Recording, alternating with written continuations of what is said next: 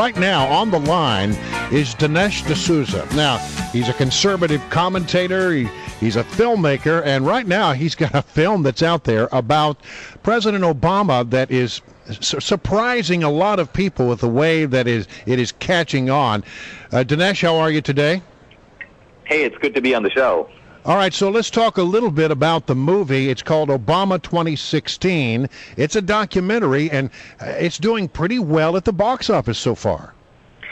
Well, yes, the film's 2016 Obama's America. It's currently playing in 1,100 theaters, but it will be going to 1,800 theaters on Friday. So it's really expanding nationwide, and on a per theater basis, it is the #1 film in the United States. Isn't that interesting? Now, you sort of approach this differently in that you couldn't open in all the places you hoped to open initially, but you're slowly rolling the film out to more and more movie houses around the country. Talk about that. Yeah, a month ago, the film was only in one theater in Houston. Then it went to 4 theaters in Houston. Then we added a few other cities, Anchorage, Alaska, Nashville, Tennessee. Then we expanded to 150 theaters, and we did so well. Even compared to the big films coming out, the Bourne film, Expendables 2, that we went from 150 theaters to 1,100 theaters. So already I believe we are number 5 or number 6 in terms of gross revenues of documentaries of all time. And we're only just getting started. There's a lot of buzz about this movie, Dinesh, here in Tampa. A lot of people talking about it. Have you heard from anybody from Hollywood, or is there anybody particular who reached out to you and said, hey, this movie's fantastic, like to do more of these in the future? Well, we're absolutely thrilled to have Jerry Molen, who's the producer of major films like Hook and Jurassic Park and Schindler's List. He is our producer, and I think that explains the quality of the film. It's a film that doesn't look like a TV documentary. It looks more like Out of Africa, and it's shot in Hawaii and Chicago and Indonesia and India and Kenya, so shot all around the world with original musical score. And also it tells a very riveting Obama story. Obama's story is actually not well known to the American people. It's a story of a boy who was abandoned, at birth by his dad, and at the age of 10 by his mom. So a kind of an orphan, in a sense, who went on an odyssey to try to find his father and then find himself. This would be a fascinating story if it were about anyone, but it happens to be about the President of the United States, and it has enormous policy implications. So all of that is in the film, and once again, the film is 2016. Hey, by the way, if you go to our website, it's just 2016themovie.com. You can watch a trailer, and you can see where the film is playing near you. You said it has policy implications. Explain that part. What are the policy implications of the life led by Barack Obama? Well, Obama raises an interesting question, which is, what is his dream? And by dream here, we mean his aspiration. Where does he get his values? And is it the American dream? Is it Martin Luther King's dream? Well, it's a different dream. And Obama himself tells us on the cover of his own book, his autobiography, which happens to be called Dreams from My Father. So then the film asks the question, well, who was his father and what were his father's dreams? And this takes you on a remarkable tour, if you will, to Kenya, where we meet Obama's grandmother. We see his father's grave. I interviewed George Obama, the president's brother. George, amazingly enough, is living in a sort of a third world slum without any help from Barack Obama Sr., his multi-millionaire brother. That alone is interesting because, of course, Obama's philosophy is, to quote Obama from the Bible, we are our brother's keeper.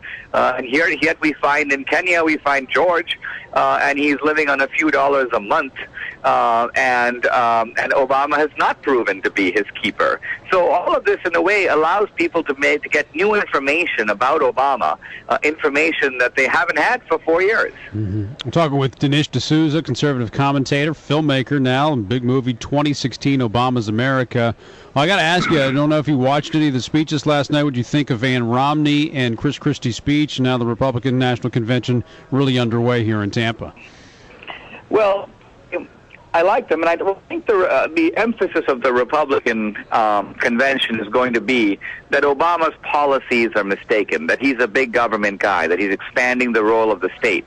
And I think all of that is true, but in a way insufficient, because Obama isn't just a big government guy, he's a global redistributor. He's not only trying to redistribute wealth in America from, if you will, the 1% to the 99%, but he has a global view in which America, the whole country, is in the 1% of nations. And there are 99 hungry nations encircling America that would like to have America's standard of living and like to have America's power.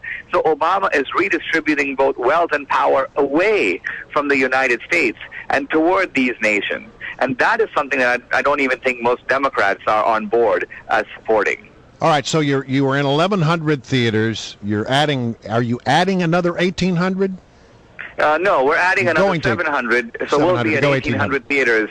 Remember that films like Bourne and Expendables are in about 25 to 3,000 theaters. Right. A lot of times, though, there'll be a Cineplex with 12 theaters, and they'll be in a single film will be in 4 theaters. We're not trying to do that. What we're trying to do is expand into all the small towns, all the small cities, so that every American who wants to see this movie, 2016, will be able to see it. And when you add these theaters, do you expect that your rating will climb, nationwide? Well, our growth will certainly climb. What's kind of incredible is normally when films expand like this and they go to many more theaters, their per-screen average plummets. That's because the same number of people are really now spreading out over a larger number of theaters. What we've been able to do is expand our number of theaters dramatically and maintain our per-screen average. So right now in a typical theater, in an average theater, we have more than twice as many people in the theater as the number 2 film, which is Expendables 2. We have more than double the number of people in an average theater watching a given show than any other film in the country right now. Well, congratulations on that. Do you want to weigh in, by the way, on who you think the mystery guest might be on Thursday night? That I'm sorry to say I have no insight about. Maybe it'll be Barack Obama, Yeah. I don't think maybe so. his brother George. It could be. Oh, my gosh. If George Obama shows up at the convention, can you imagine? Hey, remember, George is a little bit of a conservative. He's a bit of a free market guy. He's a pro-American guy. This may be part of the reason why Obama is a little suspicious of him. All right, Dinesh, it's great to have you on. Best of luck with the movie. Congratulations so far. Thank you. Dinesh D'Souza, conservative commentator. The movie Obama, it's 2016, Obama's America, and a lot of people talking about it. Yeah, there's a lot of buzz here at the convention about it. I have not yet seen it, but I intend to go if I